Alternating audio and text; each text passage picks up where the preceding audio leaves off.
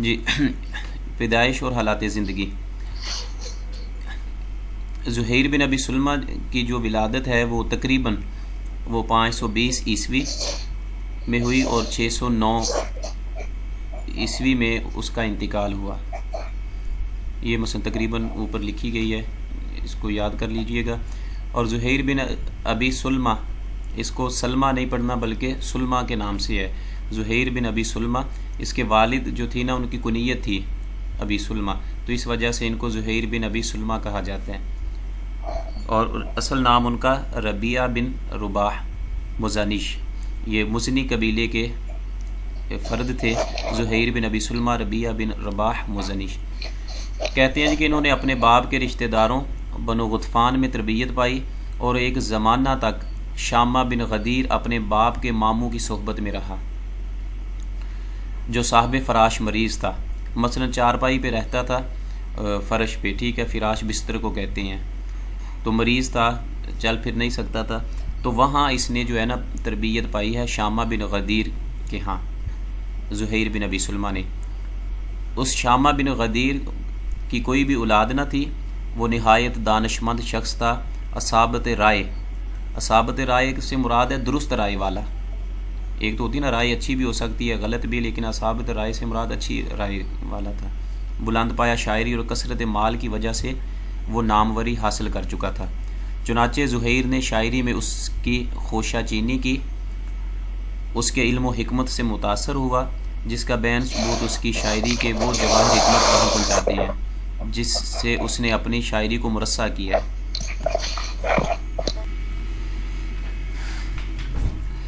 جن سے اس نے اپنے شاعری کو مرصع کیا جب وہ مرہ قبیلے کے دو بااثر شخصیتوں حارث بن عوف اور حرم بن سنان نے۔ اب یہ بھی یاد رکھیں کہ دو چیزیں اس میں یاد رکھنے والی ہیں کہ زہیر بن ابی سلمہ نے دو قبائل کے درمیان صلح کروائی تھی، ٹھیک ہے، اور جن سرداران سیدان، دو بزرگ جو اس وقت تھے ان کے قبائل کے، ان کی مدح کی تھی، اور ان کی مدح میں ہی اس نے یہ اپنا قصیدہ کہا تھا۔ ان دونوں کا نام کیا ہے؟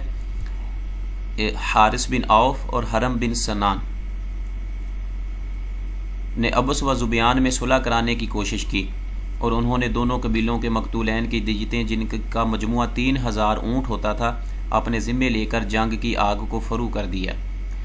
ان ابس و ذبیان کے درمیان جو ہے نا دونوں قبیلے 40 سال تک جنگ ہوتی رہی، داحس اور غبرہ کے نام سے یہ جنگ تھی، اور 40 سال تک جاری رہی۔ پھر یہ دو لوگ تھے، حارث بن عوف اور حرم بن سنان، انہوں نے ان دونوں ابس و ذبیان دونوں قبیلوں کے درمیان صلح کرانے کی کوشش کی، اور جو مقتولین کی جو دیت تھی 3000 اونٹ، وہ اپنے ذمے لے کر اس جنگ کو ختم کیا، اور جنگ کا نام داحس و غبرہ ہے، اور جن دو قبیلوں کے درمیان تھی وہ ابس و ذبیان ہے، ان دونوں قبیلوں کے درمیان۔ تو ان کی سخاوت سے متاثر ہو کے حارث بن عوف اور حرم بن سنان کی مدح میں پھر زہیر بن ابی سلمہ نے قصیدہ کہا تھا۔ تو شاعر زہیر بن ابی سلمہ پر ان دونوں سرداروں کی اعلیٰ ظرفی نے عالم وجد طاری کر دیا، چنانچہ اس نے اپنا مشہور ملکہ کے ذریعے ان کی مدح کی، اور بعد میں برابر حرم بن سنان کی مدح میں لمبے لمبے قصائد کہتا رہا۔ حرم بن سنان نے بھی قسم کھا لی کہ جب بھی زہیر اس کی مدح میں کچھ کہے گا یا اس سے کچھ مانگے گا یا اس کو دعا سلام کرے گا تو وہ اسے ایک غلام یا لونڈی یا گھوڑا ضرور بخشے گا، حتیٰ کہ زہیر اس کے بے شمار بخشوں کو قبول کرتے کرتے شرما گیا، اور بعد میں جب حرم کو کسی مجمع میں دیکھتا تو کہتا، حرم کے سوا تم سب بخیر رہو، مبارک دن گزارو۔ پھر کہتا کہ جس کو میں نے دعا میں شریک نہیں کیا وہ تم سب سے بہتر ہے۔ اب جس مجلس میں بھی وہ حرم بن سنان ہوتا، اس کو اب پتہ تھا کہ اگر میں نے اس کو سلام بھی کیا یا اس کی کوئی مدح کی تو یہ ضرور مجھے کوئی غلام، لونڈی یا گھوڑا جو ہے وہ ضرور بخشے گا، تو وہ اب اس کی بخشوں سے کو قبول کرتے ہوئے شرما گیا تھا، اس لیے جب بھی وہ کسی اس کو مجلس میں دیکھتا تو اس کو سلام ہی نہ کرتا، اور کہتا کہ حرم کے سوا تم سب خیریت سے رہو اور مبارک دن گزارو۔ اور پھر بعد میں کہتا کہ جس کو میں نے سلام نہیں نہ کیا وہ تم سب میں سے بہتر ہے۔ اس طرح زہیر جو ہے اس کو حرم بن سنان کے بارے میں کہا کرتا تھا۔ اس کے بعد ایک روایت ملتی ہے حضرت عمر بن خطاب رضی اللہ تعالی عنہ کے بارے میں کہ حضرت عمر بن خطاب رضی اللہ تعالیٰ عنہ نے حرم کے کسی لڑکے سے کہا کہ اپنے باپ کی تعریف میں زہیر کے کچھ اشعار سناؤ۔ جب وہ سنا چکا تو حضرت عمر نے کہا زہیر تم لوگوں کی مدح میں خوب شعر کہتا تھا۔ تو حرم کے اس لڑکے نے کہا کہ خدا کی قسم، اور ہم لوگ اس کو دیتے بھی خوب تھے، مثلا نام و کرام سے نوازتے تھے۔ تو حضرت عمر نے کہا کہ تم نے جو کچھ اسے دیا تھا وہ ختم ہو چکا، اور اس نے جو کچھ تم کو دیا ہے وہ باقی ہے۔ مراد اسے کیا ہے کہ جو بھی مال دولت تم نے ان کو تحفے میں کوئی چیزیں دی تھیں تو وہ تو ختم ہو چکا ہے، زہیر نے اس کو ختم کر دیا جو اس کے بیٹوں نے، لیکن جو کچھ اس نے تمہارے باپ کی مدح میں، حرم بن سنان کی مدح میں جو قصیدہ کہا ہے وہ ابھی بھی باقی ہیں، وہ اشعار ابھی بھی باقی ہیں۔ اور اس کے بعد ہے، اور یہ بھی منقول ہے کہ حضرت عمر نے ایک مرتبہ حضرت ابن عباس سے فرمایا کہ کوئی ایسا شعر سناؤ جو زمانہ کے اشعار الشعراء کا ہو۔ اب یہ جو ہم ڈسکس کر رہے تھے کہ من ہوا اشعار الشعراء فی رائے عمر بن الخطاب رضی اللہ عنہ، کہ حضرت عمر بن خطاب رضی اللہ تعالیٰ عنہ کی رائے میں کون سب سے بڑا شاعر ہے، تو یہ اسی کا ذکر آ رہا ہے۔ تو حضرت ابن عباس نے پوچھا کہ آپ اس سے کون سا شخص مراد لیتے ہیں؟ حضرت عمر نے فرمایا جس کا یہ شعر ہے وَلَوْ أَنَّ حَمْدًا يَخْلَدُ النَّاسِ أَخْلَدُوا وَلَكِنْ حَمْدَ النَّاسَ لَيْسَ بِمُخْلِدٍ۔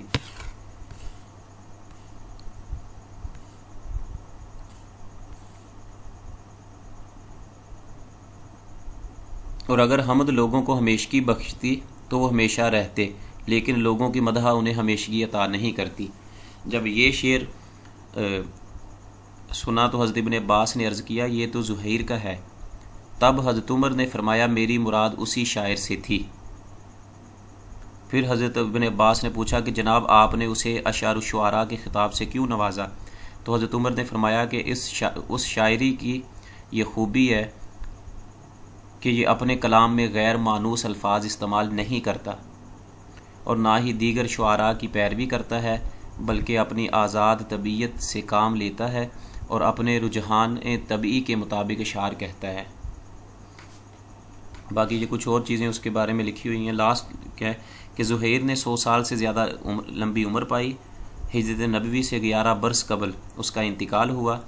اس کے دونوں لڑکے کعب اور بجیر مسلمان ہو گئے تھے، اور کعب بن زہیر کے بارے میں آپ جانتے ہیں کہ اس نے قصیدہ کہا تھا، قصیدہ بردہ بھی اسے کہتے ہیں اور قصیدہ بانت سعاد بھی۔ اس کے بعد ہے کہ زہیر بن ابی سلمہ کی شاعری، حیاتہ ہم نے ڈسکس کیے ہیں اس کی حالات زندگی۔ اب اس کی شاعری کے بارے میں کہ شاعری میں یہ خانوادہ ممتاز حیثیت رکھتا تھا۔ اس کا باپ، دونوں بہنیں سلمہ اور خنسہ، دونوں لڑکے کعب اور بجیر قابل ذکر شعراء میں شمار کیے جاتے تھے۔ اب یہ دیکھیں کہ سلمہ جو ہے نا اس کا باپ، دونوں بہنیں، ٹھیک ہے، سلمہ اور خنسہ، کعب اور بجیر اس کے دونوں بیٹے، ٹھیک ہے، یہ شعراء میں، اسی لیے ہی اس کے خاندان کو اسرۃ الشعراء، ٹھیک ہے، زہیر کے خاندان کو اسرۃ الشعراء، شعراء کا خاندان کہا جاتا ہے۔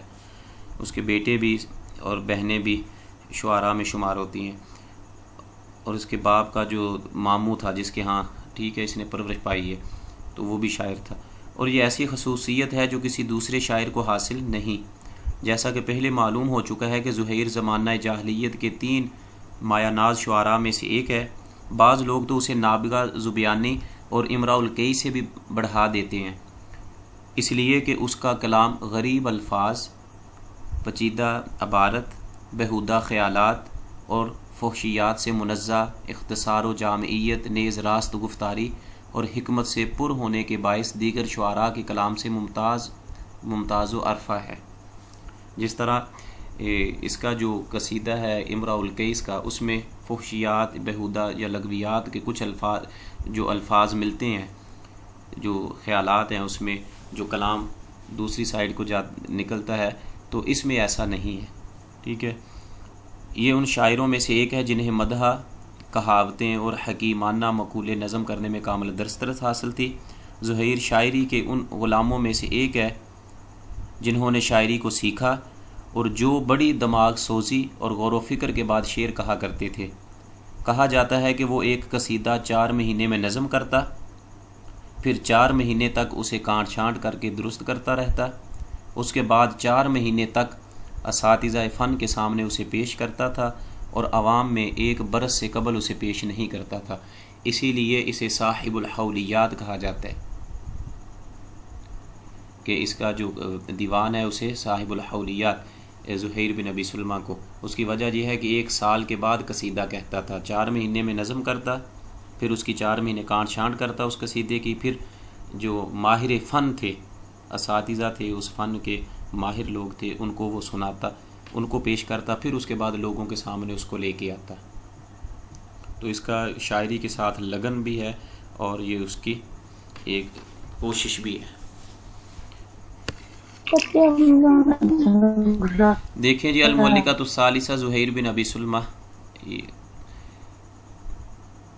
زہیر بن ابی سلمہ، اور یہ قصیدہ جو ہے نا لکھا گیا ہے بحر الطویل میں، ٹھیک ہے، امراء القیس کا بھی اور ابی سلمہ کا، دونوں کا جو ہے نا قصیدہ یہ بحر طویل میں ہے، اور اس کا جو قصیدہ ہے یہ میمیہ ہے، ٹھیک ہے۔ قصیدہ تو زہیر بن ابی سلمہ کون سا ہے؟ یہ میمیہ، ٹھیک ہے، کہ اس میں میم پہ ختم ہو رہا ہے، ہر آخر پہ حرف میم آ رہا ہے، تو اس لیے اسے قصیدہ میمیہ کہتے ہیں۔ وقال زہیر بن ابی سلمہ المزنیش امن ام اوفا دمنۃ لم تکلم بحومانۃ الدراج فالمتسلم، کہتا ہے کہ کیا یہ کوڑا کباڑ ڈالنے کی جگہ جس نے بات چیت نہیں کی ام اوفا کا گھر ہے جو دراج اور متسلم کی پتھریلی زمین میں واقع ہے۔ امن ام اوفا، کیا یہ دمنتن، یہ نیچے اس کی جو ہے وہ لکھے ہوئے ہیں، دمنتن کہتے ہیں کوڑی خانہ جہاں گوبر وغیرہ اور دوسری غلاظت ڈالی جاتی ہے، اور الحومانہ، حومانہ کہتے ہیں سخت زمین کو، الارض الغلیظ سخت زمین کو کہتے ہیں۔ حومان اور دراج جو ہیں یہ دراج اور متسلم جو ہیں یہ 2 جگہوں کے نام ہیں۔ تو شاعر کہتا ہے کہ امن ام اوفا دمنۃ لم تکلم بحومانۃ الدراج فالمتسلم، کیا یہ ام اوفا کا گھر ہے، جہاں وہ جگہ ہے جہاں ام اوفا رہتی تھی جو کلام نہیں کرتے۔ یہ واقعہ کہاں ہے جی؟ الدراج فالمتسلم، دراج اور متسلم کے ہیں۔ اس کی جو ام اوفا ہے یہ اس کی پہلی بیوی کا نام ہے، اس کی کنیت ہے، پہلی بیوی کا نام تھا، اور اسی کے در و دیوار کو، اس کے گھر کو، جہاں اس قبیلے کی جو جگہ تھی اس کو دیکھ کے یہ سوالیہ انداز میں پوچھ رہا ہے، امن ام اوفا دمنتن، کہ کیا یہ اس کے گھر کے نشانات ہیں ام اوفا کے۔ اور دوسری بیوی اس کا نام تھا کبشہ الغطفانی، یا بنو غطفان سے تھی وہ، دوسری بیوی کا نام کبشہ تھا اس کی۔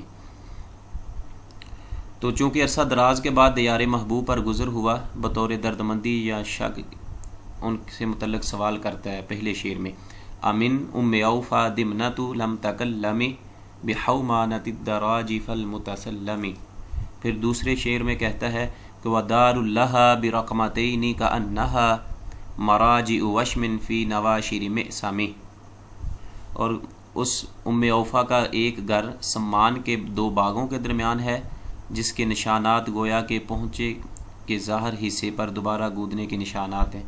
ودار لها، اور اس کا جو گھر ہے، اب وہ اس کا لوکیشن بتا رہا ہے کہ کہاں ہے ام اوفا کا گھر جو ہے، برقمتین، رقمتن یہ تثنیہ ہے، اور الرقمۃ بمعنی باغ کو کہتے ہیں کہ اس کا ایک کنارہ جو ہے نا، ایک باغ بصرہ میں ایران میں ہے، ٹھیک ہے، عراق میں سوری، اور دوسرا جو ہے وہ مدینہ کے قریب تھا۔ اس کے گھروں کی لوکیشن بتا رہا ہے کہ اس کا جو گھر تھا ودار اللہ برقمتین، کہ وہ کہاں ہے۔ कअन्नहा वदारुल्लाह बिरकमतैन कअन्नहा मराजिउ वशमिन फी नवाशिर मिअसामी। मराजिउ मरजून की जमा है माना दोबारा स्याही से उजागर किया हुआ, वशमिन गूदने के निशानात हैं, और उसके बाद जो है नाशिरतुन नवाशिर हाथ की बड़ी रग को कहते हैं, और मिअसामी कलाई जिसमें कंगन पहने जाते हैं, कि जिस कलाई में कंगन पहने जाते हैं ना, तो वो कहता है कि उसका घर जो है जो बाग दो बागों के दरमियान है, और जिसके निशानात गोया के पहुँचे के ज़ाहिर हिस्से पर दोबारा गूदने के निशानात हैं। तशरीह में कह रहे हैं कि सैलाबों की वजह से मिट्टी बहकर मकान के जो निशानात दोबारा नमूदार हो गए हैं, उन्हें गूदने के निशानों से जो मुकर्रर हुए हैं तशबीह दी गई है। सर ये शेर एक दफा फिर रिपीट कर दे, पढ़ दे। वदारुल्लाह बिरकमतैनी कअन्नहा मराजिउ वशमिन फी नवाशिर मिअसामी। तीसरे शेर में कहता है अलबैतुस्सालिस बिहल ईन वल अरआम यमशीन खिलफतन व अतलाउहा यनहदन मिन कुल्ली मजसमी। बिहल ईन वल अरआम यमशीन खिलफतन, उन मकानात में नील गायें और हरन आगे पीछे फिरते हैं। बिहल ईन, ईन कहते हैं नील गाय को, ठीक है। वल अरआम, और रीम उनकी जमा है, ये कहते हैं हरन को, सफ़ेद हरन को कहते हैं। यमशीन खिलफतन, यमशीन चलते हैं, खिलफतन एक दूसरे के पीछे, कहते हैं कि उसका जो घर है जिस जगह वाक़े है ना, वहाँ नील गायें और सफ़ेद हरन आते जाते हैं एक दूसरे के पीछे। व अतलाउहा यनहदन मिन कुल्ली मजसामी, व अतलाउहा, और उनके जो बच्चे हैं, यनहदना नाहद उनसे उठते हैं, मिन कुल्ली मजसामी,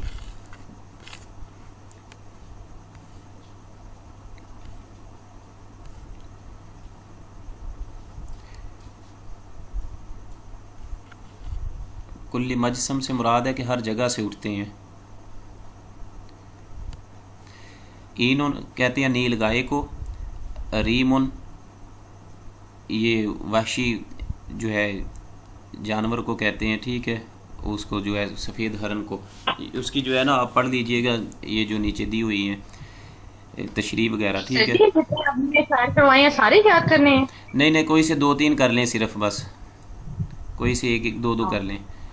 उसके बाद कहता है कि वक़फ़्तु बिहा मिन बअदि इशरीन हिज्जतन फला यन अरफ़्तु दार बअद तवहुमी। वक़फ़्तु बिहा कहता है मैं ठहरा वहाँ, मिन बअदि इशरीन हिज्जतन, बअद इशरीन सनतन कामिलतन, कहता है कि मेरा गुज़र उस मकाम पर 10-20 साल बाद हुआ है, मैं 20 साल बाद उस मकाम पे जाके खड़ा हुआ हूँ, ठहरा हूँ उस जगह पे। फला यन अरफ़्तु दार बअद तवहुमी, और बहुत ही मुशक्क़त के बाद, तअम्मुल के बाद मैंने उसके घर को पहचाना है कि अब वो उजड़ चुका है। वहाँ जो है हिरन जो है सफ़ेद वो घूम रहे हैं, उनके बच्चे वहाँ पे घूम रहे हैं, और गाय जो जंगली गायें हैं वो वहाँ उनका गुज़र है। तो कहता है कि मैंने बहुत मुश्किल के साथ 20 सालों के बाद वहाँ गया हूँ, और फिर मैंने उसके घर को, उम्मे औफ़ा के घर को बहुत मुश्किल से पहचाना है, ठीक है। इसमें बस 4 काफ़ी हैं, इसमें से दूसरे आप देख लीजिए। ये हैं बीए के बुक के अशार, और लास्ट में ये कसीदे के लास्ट में है, और इस सिलेबस में उन्होंने दिए हुए हैं। ये देख लीजिए, ये कौन से मशहूर हैं, ये आप याद कर लीजिए। एक मतलब उसका याद कर लें, जो पहला शुरू में है, अमिन उम्मे औफ़ा दिमनतुन लम तकल्लमी बिहौमानति दराजी फल मुतसल्लमी, वो याद कर लें। और ये आसान है, इनमें से कोई कर लें एक। कहता है कि वमन हाब असबाबल मनाया यनल नहू वलौ राम असबाब समाई बिसुल्लमी, ठीक है। वमन हाब असबाब, और जो कोई इंसान मौत के असबाब से डरेगा तो वो उसे पहुँच कर रहेगी, अगरचे वो सीढ़ी के ज़रिए आसमान के किनारों का भी कसद कर ले। वमन हाबा जो डर गया, असबाबल मनाया मौत के असबाब से, मौतों के, यनल नहू वो मौतें उनको आ लेंगी, वलौ राम असबाब समाई बिसुल्लमी, अगरचे वो सीढ़ी लगाकर आसमान की बुलंदियों का भी कसद कर ले, इरादा कर ले, फिर भी मौत जो है ना उसे आके आ जाएंगी, उनको ज़रूर आएंगी। और इसी तरह जो है ना, ये इस पे अलग से किसी दिन बात करेंगे जो है ये चीज़ें। उसके बाद कहता है कि वमहमा तकुन इंदा इमरी मिन خلیقۃ وَإِنْ خَالَهَا تُخْفَى عَلَى النَّاسِ تُعْلَمِ، اور کہتا ہے کہ کتنی ہی آدمی میں خصلتیں ایسی ہوں، عادات انسان میں کتنی ہی ایسی ہوں، اور وہ یہ سوچتا ہو کہ لوگوں سے مخفی رہیں گی، وَإِنْ خَالَهَا تُخْفَى عَلَى النَّاسِ، کہ وہ لوگوں سے چھپی رہیں گی، تو علامی وہ پہچانی جائیں گی، کہ انسان سمجھتا ہے کہ میری بہت سی عادتیں جو ہیں نا وہ لوگوں سے چھپی رہیں، لیکن شاعر کہتا ہے ایسا نہیں ہوتا، انسان اپنی جتنی بھی عادتیں چھپائے وہ چھپی نہیں رہتی، بلکہ وہ ایک نہ ایک دن ظاہر ضرور ہوں گی لوگوں کے سامنے۔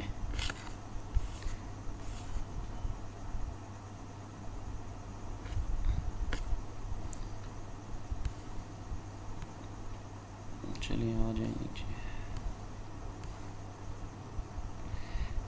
اور یہ دوسرا دیکھیے یہ شعر، اس کے ایک منٹ جی، لاسٹ منٹ ہے، یہ میٹنگ ختم ہونے والی ہے، لاسٹ منٹ ہے، اس میں کور کروانا ہے آپ لوگوں کو۔